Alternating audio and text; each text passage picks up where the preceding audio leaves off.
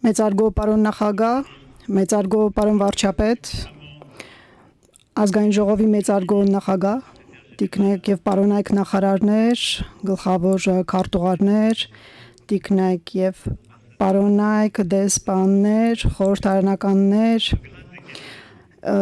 տիկնայք եւ պարոնայք։ Ամեն ինչ արդեն ասվեց։ Ես կփորձեմ խոսել, քանի որ to speak briefly, because the Minister of Foreign Affairs and the Prime Minister eloquently described all the key problems that bring us together in this forum, and I would not like to repeat them. Mr. Prime Minister, these 2 days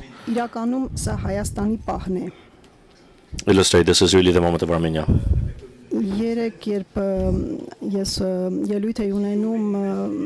I was speaking in front of the French community. I said, who could imagine that 8 years ago, 4 years ago, it would have been possible to come together here in Yerevan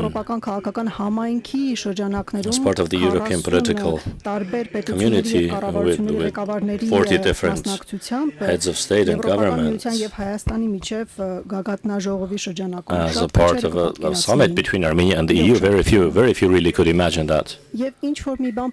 And something has changed in your country, which in the fall of 2020 experienced the war we all remember, that had extremely grave consequences. It's obvious that something has transformed here. This moment, Հայաստանի պահն է եւ այս պահը ճանապարհ է բացում եւ սա արդեն հաջողություն է